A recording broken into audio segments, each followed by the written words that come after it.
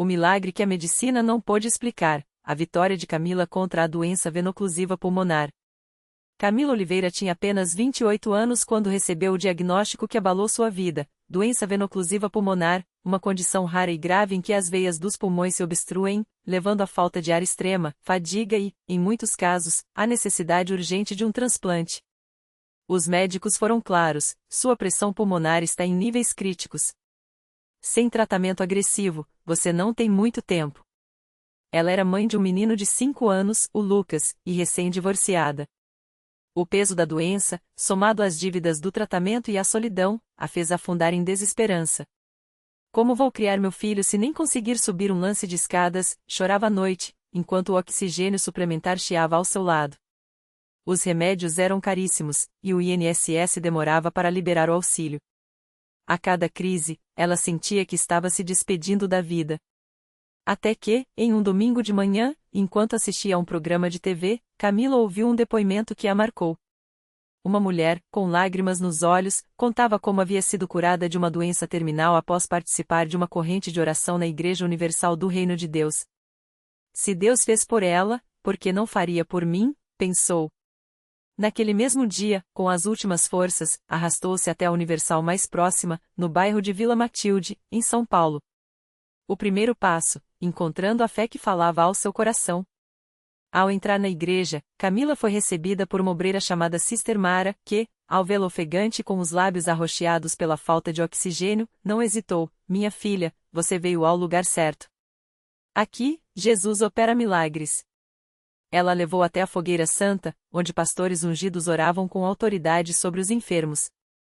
O pastor Rodrigo, ao ouvir seu caso, não teve dúvidas: essa doença é obra do inimigo, mas hoje ela vai quebrar. Você vai sair daqui respirando livremente, em nome de Jesus. Ele ungiu Camila com óleo consagrado, impôs as mãos sobre seu peito e começou a orar com uma fé que ela nunca havia visto antes. Saia, doença. Os pulmões dessa mulher são do Senhor. Respira, Camila, no nome de Jesus. Ela sentiu algo estranho, um calor intenso percorreu seu corpo, como se uma corrente elétrica a atravessasse. As lágrimas escorriam, e, pela primeira vez em meses, ela conseguiu tomar uma respiração funda sem dor. Não foi uma cura instantânea, mas foi o primeiro sinal de que algo sobrenatural estava começando. A batalha da fé, dízimo, ofertas e a corrente de oração. O pastor explicou que a vitória viria através da persistência na fé. Deus já te tocou, mas você precisa manter a porta aberta para ele agir completamente. Participe das campanhas, traga seu dízimo e ofertas com alegria, e não falte às vigílias. O inimigo não vai desistir fácil, mas Jesus já venceu. Camila, que mal tinha dinheiro para as passagens de ônibus, obedeceu. Com o pouco que tinha, separou o dízimo fielmente, mesmo que isso significasse comer menos.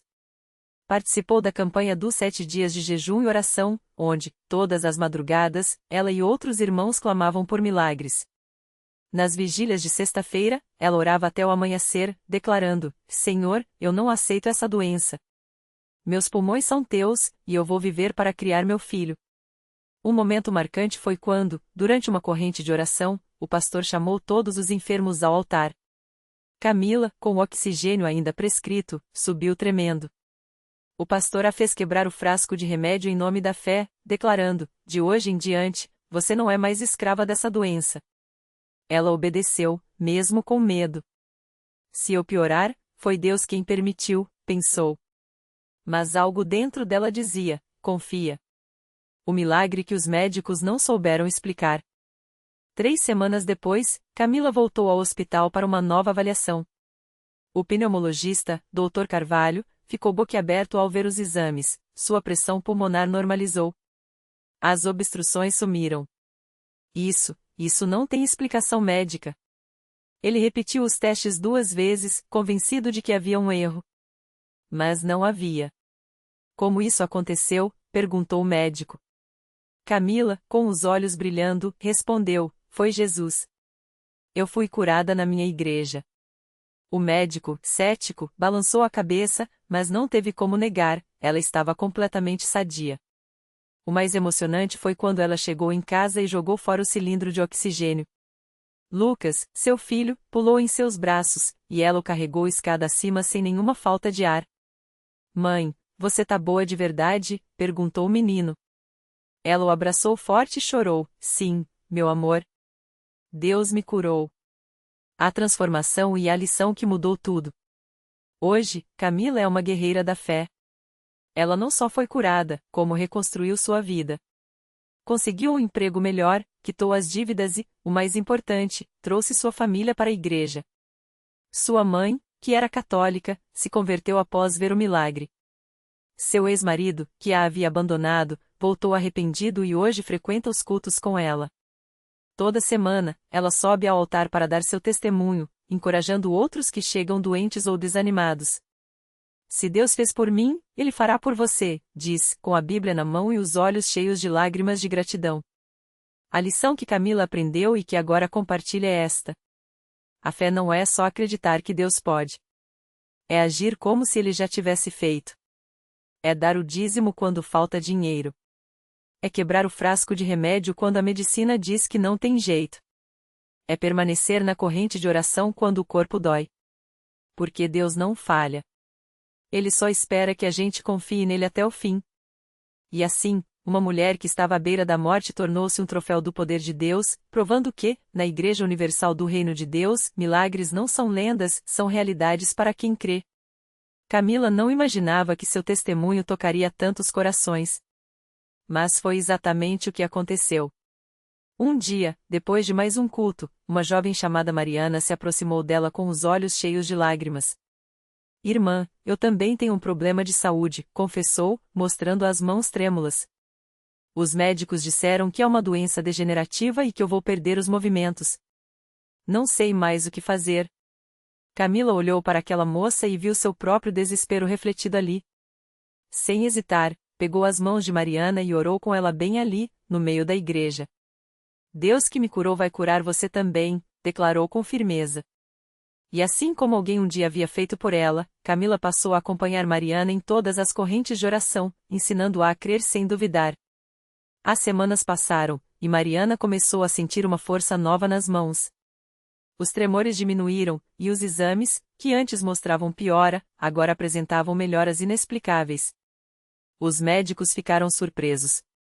Isso não tem explicação científica, disseram. Mas Mariana sorria, porque ela sabia, o que a medicina não podia fazer, Deus já tinha feito. Enquanto isso, a vida de Camila também seguia se transformando. Ela, que antes mal conseguia sair de casa, agora trabalhava como voluntária na igreja, ajudando a organizar as correntes de oração e visitando outros enfermos nos hospitais. Se Deus me deu uma segunda chance, eu vou usar para servir a Ele, dizia. Um dia, durante uma reunião de jovens, um rapaz chamado Lucas levantou a mão e pediu para falar. Com a voz embargada, ele contou que havia sido diagnosticado com uma doença grave nos rins e que os médicos davam poucas esperanças. Mas depois de ouvir o testemunho da irmã Camila, eu decidi crer. Comecei a vir às correntes, a dar o dízimo mesmo com medo, e hoje meus exames estão normais. Os médicos não entendem, mas eu sei que foi Deus. A igreja explodiu em glórias. Camila, de pé ao lado do pastor, chorava sem parar. Não eram lágrimas de dor, mas de alegria por ver que sua história estava inspirando outros a confiar em Deus. Isso não é sobre mim, ela pensou.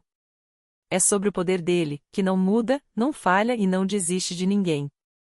E assim, o que começou como um milagre na vida de uma mulher se tornou uma corrente de bênçãos que não parava de crescer. Cada testemunho levava outro a crer, cada cura fortalecia a fé de mais alguém. A Igreja Universal continuava sendo, como sempre foi, um lugar onde o impossível se torna possível para quem tem fé. Porque Deus não escolhe os capacitados, Ele capacita os escolhidos. E Camila, Mariana, Lucas e tantos outros eram a prova viva disso.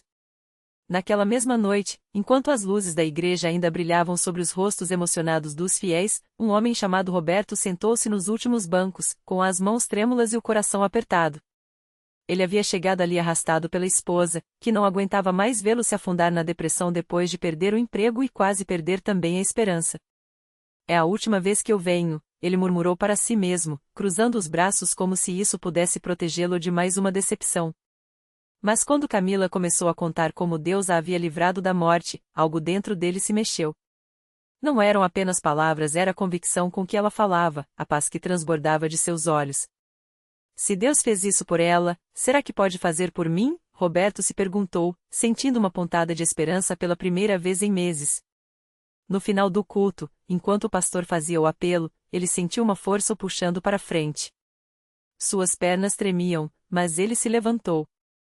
Passo a passo, foi até o altar e ajoelhou-se, chorando como um menino.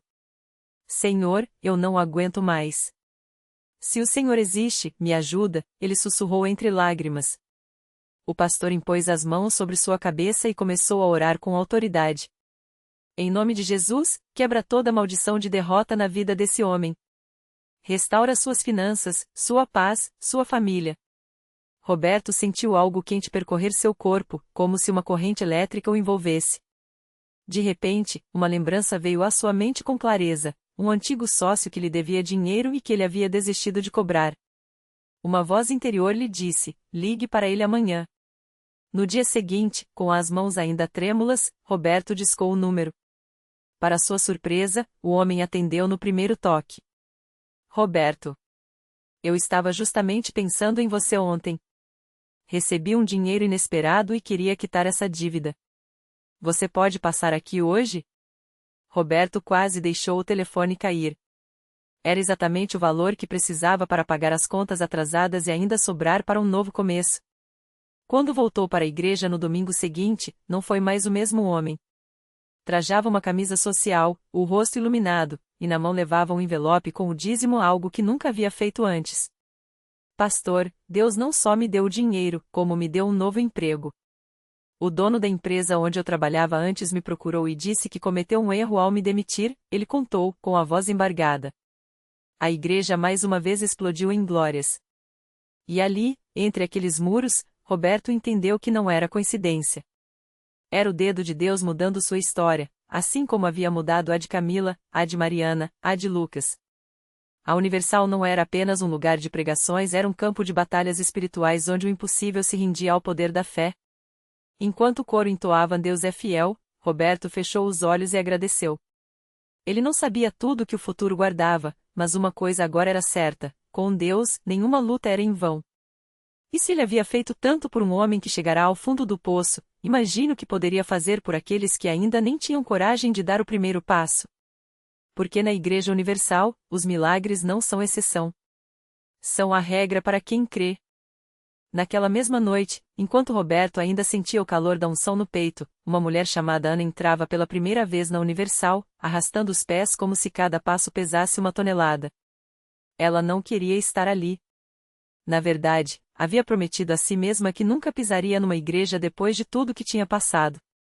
Mas sua vizinha, Dona Maria, aquela senhora que sempre lhe oferecia um café com pão de queijo e um sorriso, insistira tanto que ela acabará cedendo, mais para não ouvir mais sermões do que por qualquer outra coisa. Ana tinha 34 anos e uma filha de 7, a Sofia. Há 2 anos, o marido dela, Ricardo, saíra para comprar pão e nunca mais voltará. Não foi um acidente, não foi uma fuga.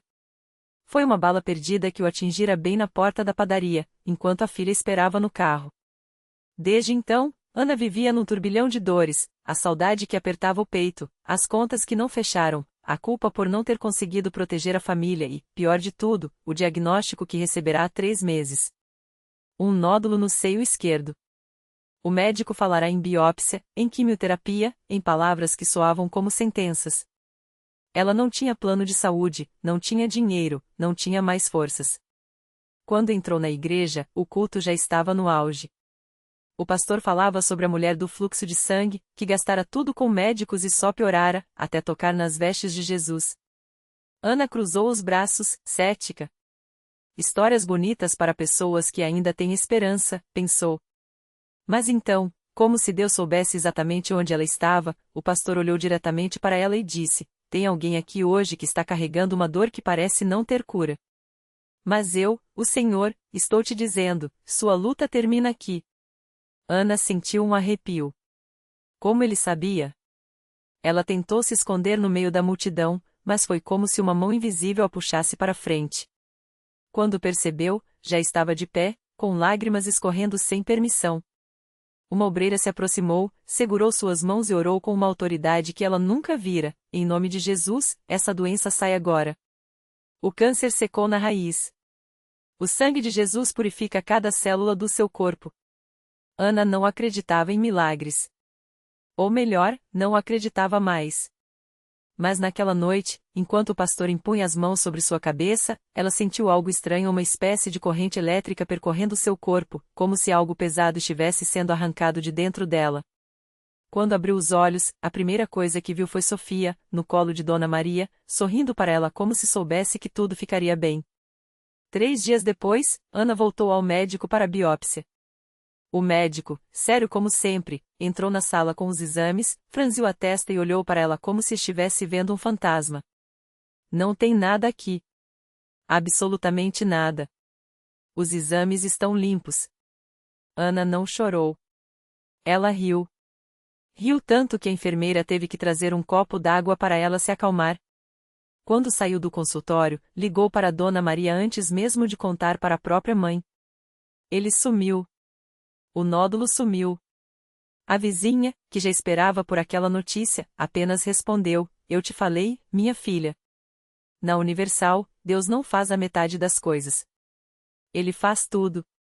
E foi assim que Ana, que jurara nunca mais pisar numa igreja, tornou-se uma das pessoas que chegavam mais cedo nos cultos, não por obrigação, mas porque não queria perder nem um segundo daqueles momentos onde o céu parecia se abrir. Ela até começou a levar outras mulheres do bairro, aquelas que, como ela, tinham sido engolidas pela dor e não viam saída. Se Deus fez por mim, Ele faz por você também, dizia, com a mesma convicção com que Dona Maria um dia lhe falará. Enquanto isso, Roberto, que agora ajudava na recepção da igreja, viu Ana entrar com Sofia pela mão. Reconheceu aquele brilho nos olhos dela, o mesmo que ele tivera quando sua vida virou do avesso para o certo. Sorriu e pensou: outra alma resgatada. Outro milagre que o mundo chama de coincidência, mas a gente sabe que é Deus escrevendo direito por linhas tortas. Porque na Universal, as histórias não terminam. Elas se multiplicam. Cada testemunho vira uma semente, cada milagre vira um convite. E assim, entre glórias e lágrimas de gratidão, o altar continua cheio, os corações continuam sendo sarados, e o impossível continua se rendendo ao nome que é acima de todo nome, Jesus. Ana seguiu em direção ao altar com Sofia ao seu lado, a menina agora mais calma, como se pressentisse que aquele lugar era diferente. Enquanto caminhavam, Ana sentiu um aperto no peito, mas não de dor, era a certeza de que algo grande estava para acontecer. Lembrou-se das palavras de Dona Maria: Deus não desiste de ninguém, minha filha. Nem mesmo quando a gente desiste da gente mesma. Ao chegarem na frente, o pastor estendeu as mãos sobre Sofia e começou a orar com uma autoridade que fez Ana arrepiar. Não eram palavras bonitas, eram palavras cheias de fé, como se ele estivesse falando diretamente com Deus, sem dúvidas, sem medos. Senhor, esta criança é tua. O inimigo tentou roubar a paz dela, mas o Senhor é maior. Em nome de Jesus, quebra toda maldição, restaura a mente desta menina e enche este lar de alegria. De repente, Sofia, que até então estava quieta, soltou a mão de Ana e deu um passo à frente. Os olhos dela, antes distantes, começaram a brilhar. Ela olhou para o pastor e, com uma voz clara que Ana não ouvia há meses, disse: Mamãe, eu tô com fome. Ana levou as mãos ao rosto, as lágrimas escorrendo sem controle. Não era só a fala que tinha voltado, era a vida, era a esperança, era o milagre que ela tanto havia pedido. Ao seu lado, uma senhora que assistia à oração se aproximou, emocionada. Glória a Deus, minha irmã. Eu também trouxe meu filho aqui há 3 anos. Ele tinha crises de raiva, não dormia, os médicos falavam em autismo. Hoje ele está na escola, lendo, brincando. Deus é fiel. Ana abraçou aquela mulher como se a conhecesse há anos, porque naquele momento, elas eram mais que irmãs na fé, eram testemunhas do mesmo Deus que não abandona. Enquanto saíam da igreja, Sofia pediu para voltar no domingo. Eu gostei daqui, mãe. As pessoas são boas. Ana sorriu, lembrando de como ela mesma tinha resistido no início. Agora, entendia, Deus não força ninguém, mas quando a gente dá o primeiro passo, Ele faz o resto. Na semana seguinte, Ana voltou sozinha para agradecer. Enquanto orava no altar, sentiu algo se quebrar dentro dela. Não era só a dor do passado, era o medo do futuro. Senhor, eu confio em ti, sussurrou. E pela primeira vez em muito tempo, acreditou de verdade que tudo daria certo. Dias depois, Roberto, o mesmo que a receberá na primeira vez, a encontrou na porta da igreja com um envelope. Irmã Ana, o pastor pediu para entregar isso a você. Dentro, havia um bilhete: Deus tem um propósito para você. Venha conversar conosco. Junto, um convite para participar do grupo de oração das mães. Ana não sabia ainda, mas aquela era só o começo. Porque quando Deus começa a agir, ele não para pela metade. Sofia não só voltou a falar, como começou a se desenvolver além do esperado. Ana, que antes mal conseguia sair de casa, agora ajudava outras mães que chegavam desesperadas, compartilhando sua história. Se Deus fez por mim, Ele faz por você também, dizia, com os olhos brilhando da mesma fé que um dia Dona Maria lhe havia passado. E assim, como uma pedra jogada num lago, o milagre de Ana e Sofia foi criando ondas. Parentes que antes torciam o nariz para a igreja começaram a perguntar: o que aconteceu com vocês? Vizinhos que viam Sofia brincando no parque, rindo, falando sem parar, comentavam: deve ser algum tratamento novo. Mas Ana só sorria e respondia: é Jesus. Só Ele faz o que o homem não pode. Porque na Universal, os milagres não são apenas histórias, são vidas transformadas. E cada uma delas é um grito de que Deus está vivo, que Ele ouve, que Ele age. Não importa quão escuro seja o caminho, quando a gente se entrega, a luz chega. E o impossível? Bem, o impossível é só uma palavra que ainda não encontrou com a fé. O milagre completo. Sofia não apenas recuperou a fala, ela floresceu. As palavras, antes presas em sua garganta, agora jorravam como um rio depois da chuva. Na escola, as professoras se emocionavam ao vê-la ler em voz alta, clara e confiante. Os médicos, que antes balançavam a cabeça com ceticismo, agora a examinavam com olhos arregalados, murmurando: isso não tem explicação científica. Mas Ana já sabia, a explicação estava no altar onde havia derramado lágrimas, no abraço apertado de Dona Maria quando tudo parecia perdido, nas noites em que, de joelhos, repetia: Senhor, eu creio. Ajuda a minha descrença. Um ano depois, Sofia subiu ao púlpito da Universal, segurando o microfone com suas mãozinhas. Com voz firme, testemunhou: Jesus me curou. Ele ouve quando a gente chama. A igreja explodiu em lágrimas e aplausos. No fundo, uma mulher com um lenço na cabeça, mãe de um menino autista, se levantou, trêmula. Se Deus fez por ela, pode fazer pelo meu filho? Ana abraçou, sussurrando: Ele não faz acepção de pessoas. Venha. A reflexão que fica. O milagre de Sofia não foi só a restauração de uma voz, mas a prova de que Deus escolhe os impossíveis para mostrar seu poder. Quantas vezes desistimos porque o caminho é longo? Quantas orações abandonamos porque o silêncio parece resposta? Mas a fé não é a certeza de que Deus agirá como queremos, e sim a confiança de que Ele agirá no tempo certo. Ana aprendeu que a batalha não era contra a medicina ou a lógica, mas contra o desânimo. E quando persistimos, até o deserto vira um jardim. A lição. Deus não precisa de condições perfeitas para agir, Ele precisa de um coração disposto.